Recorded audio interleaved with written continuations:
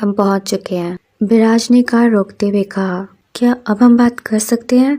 मैंने उसकी तरफ देखते हुए पूछा। उसने कुछ नहीं कहा और स्टीयरिंग व्हील की तरफ देखता रहा, मानो जैसे वो मेरी बात पूरी करने का इंतजार कर रहा था। तुम क्यों उसने तुरंत मेरी बात काटते हुए कहा। मैं नहीं मानना चाहता था, लेकिन मुझे मानना पड़ा क्योंकि मेरे पास कोई और चॉइस नहीं था। अपने आंसू छुपाने के लिए मैं दूसरी तरफ देखने लगी। मुझे अंदर ही अंदर गिल्ट और फ्रस्ट्रेशन फील हो रहा था। मैं भी तो ये सब नहीं चाहती थी। हम दोनों को ही इस बंधन में जबरदस्ती बांधा गया है। फ़र्क सिर्फ इतना है कि विराज की ज़िंदगी में ऑलरेडी कोई स्पेशल थी और मैं अपने करियर पर फोकस कर रही थी, लेकिन हम दोनों के परिवार ने सब कुछ बर्बाद कर दिया। आई एम सॉरी विराज, मैंने अपना सिर झुकाते हुए कहा क्योंकि मुझे काफ़ी शर्मिंदगी महसूस हो रही थी। इसकी ज़रूरत नहीं है, just mind your own business. तुमसे नफरत करने की मुझे कोई और वजह मत देना। वो मुझे अकेला छोड़कर कार से बाहर चला गया। मैं उसे दोस्त भी तो नहीं दे सकती थी।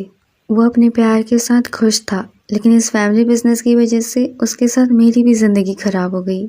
मुझे इस शादी के बारे में मालूम तक नहीं था।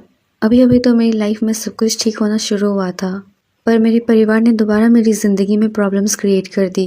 मैं अपना लहंगा संभालते हुए कार से बाहर निकली। विराज घर के अंदर जा चुका था। मेरी शादी का लहंगा काफ़ी भारी था। उसे संभालते हुए मैं घर के अंदर गई। जैसी मैं उस आलीशान घर के अंदर आई, वहाँ की रईसियत ने मेरा स्वागत किया।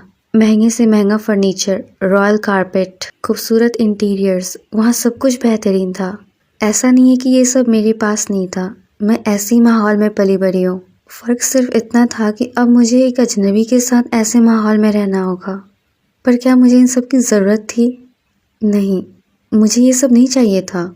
मैं तो बस डॉक्टर बनना चाहती थी ताकि मैं ज़रूरतमंदों की इलाज कर सकूं। मैं वहीं दरवाजे पर खड़ी रही। विराज मुझे कहीं नहीं दिख रहा था। मैं उससे नफ़रत नहीं करती थी, पर मैं उससे पसंद भी नहीं करती थी। हाँ, मगर मैं उसकी रिस्पेक्ट ज़रूर करती थी। जिस सिचुएशन में हम दोनों फंस चुके हैं, इसमें हम दोनों की ही गलती नहीं है। काश मैं गरीब ही पैदा हुई होती ताकि मुझे इन सब चीज़ों का सामना ना करना पड़ता। चाहे हम कितने भी अमीर क्यों ना बन जाए, पैसा खुशियाँ नहीं खरीद सकता। अभी मैं अपनी सोच में ही डूबी हुई थी कि तभी मुझे विराज की आवाज़ सुनाई दी। मेरा रूम लेफ्ट में है, तुम डिसाइड कर सकती हो कि तुम्हें कहाँ रहना है। मैं तुम्हारा लगेज लेकर आता हूँ। वो वहाँ से चला गया। मैंने एक बार नज़रें घुमाकर पूरे घर की तरफ देखा और फिर अपना लहंगा संभालते हुए सीढ़ियों से ऊपर जाने लगी। क्योंकि इस घर में सिर्फ मैं और विराज ही रहने वाले थे, तो मुझे ये अच्छे से पता था कि गृह प्रवेश की रस्म होने से रही। मैं कमरे में बैठी हुई थी जब विराज मेरा लगेज लेकर कमरे में आया। मैंने उसकी तरफ देखा। वो ना ही खुश और ना ही उदास दिख रहा था। उसके चेहरे के भाव पढ़ना लगभग नामुमकिन लग रहे थे। क्या मुझे उस पर गुस्सा होना चाहिए? लेकिन इसमें उसकी भी तो गलती नहीं है, राइट? हम दोनों ही विक्टिम्स हैं। मुझे उसके लिए काफ़ी बुरा लग रहा है। हम दोनों में से कोई भी ये डिज़र्व नहीं करता था। मॉम ने कहा है कि 3 मेड्स और 2 ड्राइवर्स कल तक यहाँ आ जाएंगे। तुम आराम करो या जो भी तुम्हारा मन है करो। अगर कुछ चाहिए होगा तो मुझे बुला लेना, विराज ने सर्द लहजे में कहा। क्या वो सच में मुझसे इतनी नफरत करता है? उसे देखकर लग नहीं रहा कि वो बुरा इंसान है। वो कमरे से बाहर चला गया। मैंने आराम करना ही सही समझा, क्योंकि ना जाने कल का दिन मेरे लिए कैसा होगा। अगली सुबह मेड्स और ड्राइवर्स आ चुके थे। क्या मम्मी जी ने आप लोगों को आपका काम समझा दिया है? मैंने अपने सामने खड़े मेड्स और ड्राइवर्स से पूछा। उनमें से एक मेड ने कहा, जी मैम, उन्होंने हमें सब कुछ समझा दिया है। मैंने उनसे कहा, ठीक है, अब आप सब अपने काम में लग जाइए, नाश्ते की तैयारी कीजिए, मेरे पति को ऑफिस के लिए निकलना है। सारे हेल्पर्स अपने काम में लग गए। मैं वहाँ से जाने के लिए मुड़ी तो मैंने देखा कि विराज सीढ़ियों पर खड़ा था और मुझे ही देख रहा था। तभी मुझे एहसास हुआ कि मैंने हमारे हेल्पर्स के सामने उसे अपना पति कहा। कहीं उसने वो सुन तो नहीं लिया? काश कि उसने ना सुना हो। मैं भी कितनी बड़ी बेवकूफ़ हूँ। क्या ज़रूरत थी उसे पति कहने की? सिर्फ मैं ही ऑफिस नहीं जा रहा, तुम भी मेरे साथ चल रही हो, उसने सीढ़ियों से उतरते हुए कहा। मैंने हैरान होते हुए कहा, मैं? पर क्यों? मेरी क्लासेस है। विराज ने कहा, मेरे बिजनेस पार्टनर्स मेरी वाइफ से मिलना चाहते हैं। मेरी वाइफ? क्या इसने सच में मुझे अपनी वाइफ कहा? ओ गॉड दिव्या, तू इतना क्यों ब्लश कर रही है? ये तुझसे प्यार नहीं करता है बुद्धू। इसने ये इसलिए कहा क्योंकि दुनिया की नज़रों में तो सच में इसकी वाइफ है। ओके, मैं अभी तैयार होकर आती हूँ। इतना कहकर मैं वहाँ से चली गई। विराज दिव्या को अपनी कंपनी लेकर गया। वहाँ उसने दिव्या को अपने एम्प्लॉयज से इंट्रोड्यूस करवाया। उसके बाद वो दिव्या को लेकर एक रेस्टोरेंट में आया जहाँ उसके बाकी के बिजनेस पार्टनर्स आने वाले थे। विराज और दिव्या विराज के बिजनेस पार्टनर्स और इन्वेस्टर्स का इंतजार कर रहे थे। दिव्या विराज के बगल में बैठी हुई थी। जो ड्रेस उसने पहनी हुई थी वो थोड़ी रिवीलिंग थी, जिसकी वजह से वो थोड़ी अनकंफर्टेबल फील कर रही थी। विराज ने जब दिव्या को अनकंफर्टेबल देखा तो कहा, अगर तुम्हें इस ड्रेस में अनकंफर्टेबल फील हो रहा है तो तुम्हें कुछ कंफर्टेबल पहनना चाहिए था। दिव्या ने कहा, पर ये ड्रेस तुमने ही मुझे दी थी। विराज ने थोड़ा चिढ़कर कहा, तो तुम्हें उसी वक्त बताना चाहिए था कि तुम ऐसे ड्रेसेस नहीं पहनती हो। दिव्या ने एक नज़र विराज की तरफ देखा और फिर अपने ड्रेस की तरफ देखकर उसे थोड़ा एडजस्ट करने लगी। उसने विराज की बातों को अनसुना करना ही सही समझा। विराज ने उसे एक वाइन कलर का गाउन पहनने को दिया था। दिव्या ने जब वो ड्रेस पहना तो उसे अनकंफर्टेबल फील होने लगा, क्योंकि उस गाउन में कट था जिससे उसका एक पैर दिख रहा था, और उस गाउन का गला भी दिव्या के हिसाब से डीप था। पर दिव्या ने उस गाउन के लिए इनकार नहीं किया, क्योंकि उसे लगा कि कहीं इसकी वजह से विराज को बुरा ना लग जाए। कुछ देर के इंतजार के बाद विराज के बिजनेस पार्टनर्स और इन्वेस्टर्स वहां आ गए। वो दोनों एक एक करके सबसे मिल रहे थे, लेकिन सबसे आखिर में जो आदमी आया उसने अपनी नज़रों से दिव्या को अनकंफर्टेबल फील कराना शुरू कर दिया। उसका नाम रवि था। वो वहाँ मौजूद विराज के बिजनेस पार्टनर्स में सबसे ज़्यादा नौजवान था। विराज ने उसे दिव्या से इंट्रोड्यूस करवाया। रवि ने दिव्या से हाथ मिलाते हुए कहा, हाय मिस दिव्या। रवि अपने अंगूठे से दिव्या के हाथ पर सहला रहा था। दिव्या ने उससे अपना हाथ छुड़ाते हुए कहा, इट्स मिसेस खन्ना। दिव्या के होठों पर भले मुस्कान थी, लेकिन उसने अपनी नज़रों में आए गुस्से से रवि को उसकी लिमिट समझाने की कोशिश की। सभी कोई एक बड़े से टेबल के घेरे में बैठे हुए थे। रवि जानबूझकर दिव्या के बगल वाले चेयर पर बैठा हुआ था। पूरे समय दिव्या अनकंफर्टेबल फील कर रही थी, क्योंकि रवि बार बार उससे बात करने की कोशिश कर रहा था। कभी वो उससे बिना पूछे उसके प्लेट में कोई भी डिश सर्व कर देता, तो कभी उसे अपनी नज़रों से अनकंफर्टेबल कर देता। दिव्या कुछ कह भी नहीं पा रही थी, क्योंकि रवि विराज की कंपनी का सबसे बड़ा इन्वेस्टर था। रवि ने दिव्या के कान के बगल में आकर धीरे से कहा, आप मुझे ऐसे इग्नोर मत कीजिए। मैंने सुना है कि कल ही आपकी शादी हुई है।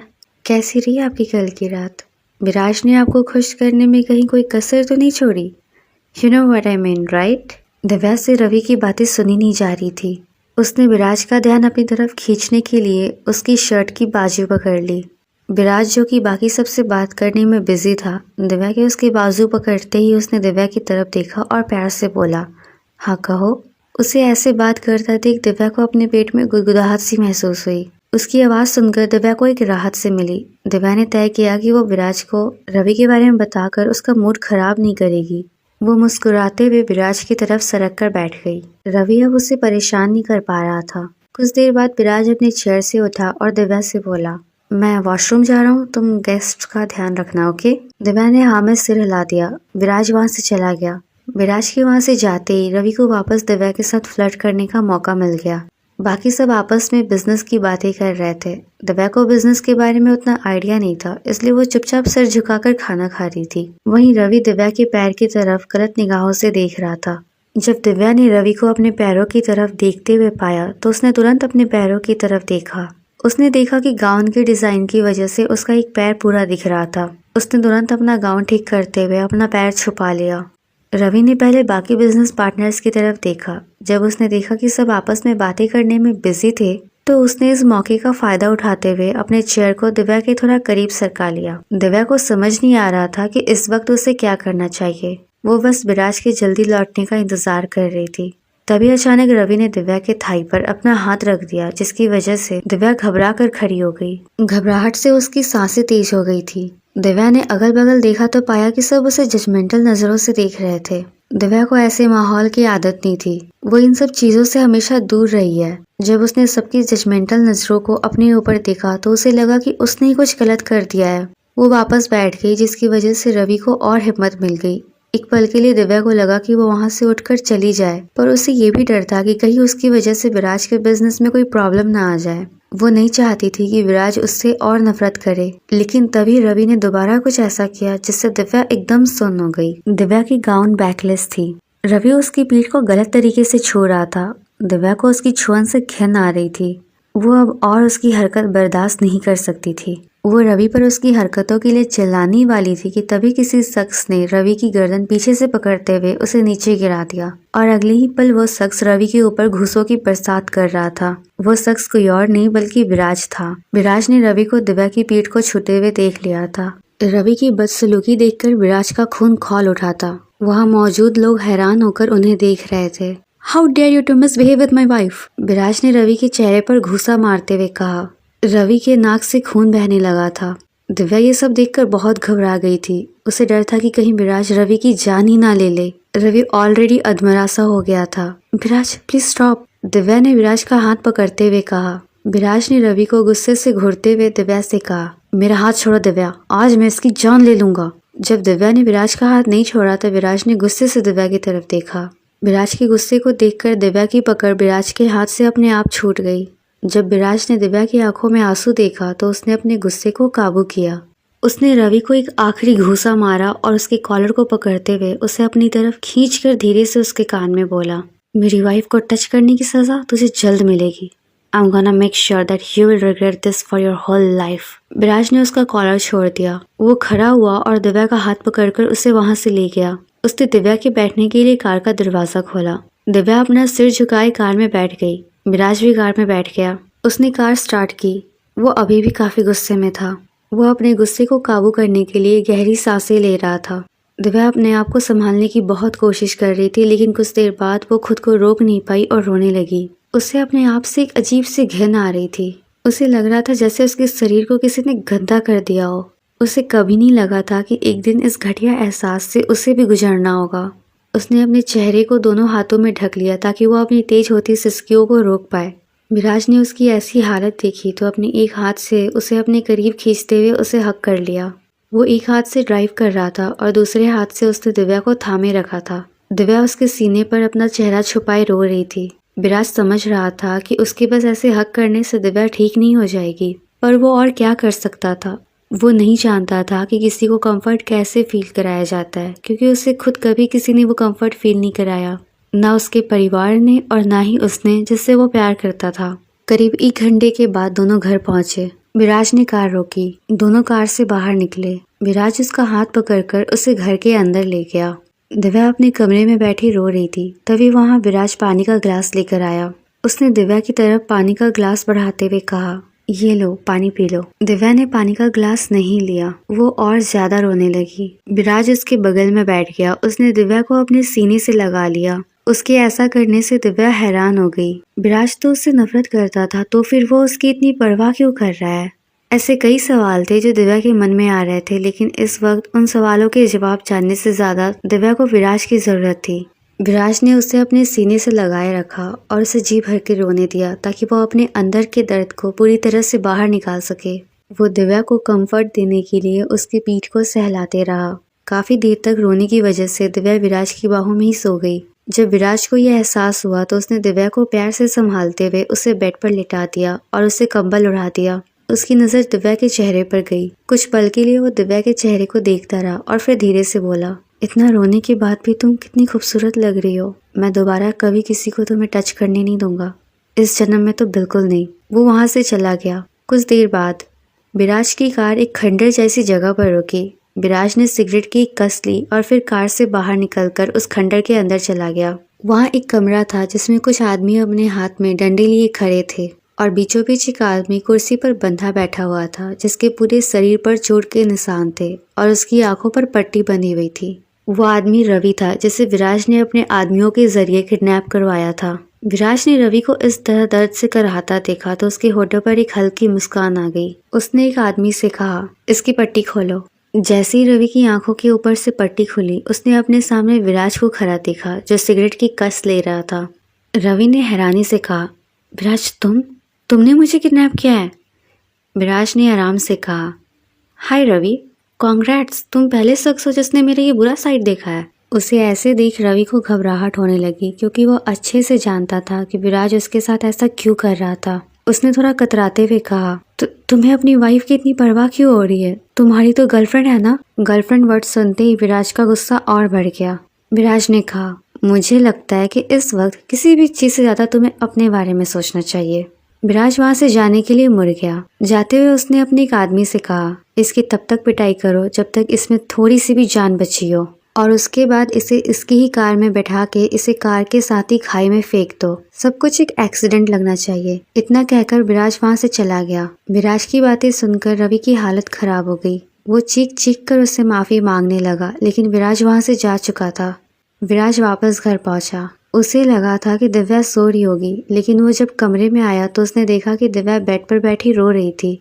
उसे ऐसे रोता देख विराज को वो सारे दिन याद आने लगे जब फैमिली डिनर्स या किन्हीं फंक्शंस के दौरान उसकी नज़र दिव्या पर जाती। वो वाली दिव्या हर वक्त खुश दिखती। वो ज़्यादा बोलती नहीं थी, लेकिन उसकी वो छोटी छोटी बातें और दिल खोलकर हंसना, वो कुछ अलग से लम्हे होते। आज से पहले विराज को इस बात का एहसास नहीं हुआ, लेकिन उसकी आंखें अनजाने में ही सही, लेकिन हर फैमिली मीटिंग और फंक्शंस में दिव्या को ढूंढती थी। उसने कभी नहीं सोचा था कि एक दिन ऐसा भी आएगा जब दिव्या को रोता देख उसे तकलीफ होगी।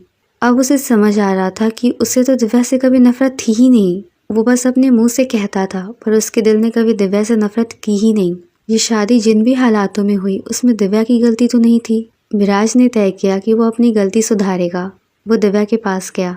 उसने दिव्या के बगल में बैठते हुए कहा, रोना बंद करो दिव्या, तुम खुद को तकलीफ दे रही हो। दिव्या ने विराज को देखा तो रोते हुए बोली, विराज तुम तो मुझसे नफरत करते थे, आज जो हुआ उसके बाद तुम मुझसे और भी ज्यादा नफरत करोगे ना। विराज ने दिव्या का हाथ पकड़ते हुए प्यार से कहा, भला मैं अपनी वाइफ से नफरत क्यों करूंगा, वो भी तब जब गलती किसी और की थी। दिव्या ने हैरान होकर कहा, वाइफ? विराज, यहाँ हमारे अलावा कोई नहीं है, तुम्हें मुझे वाइफ कहने की कोई ज़रूरत नहीं है।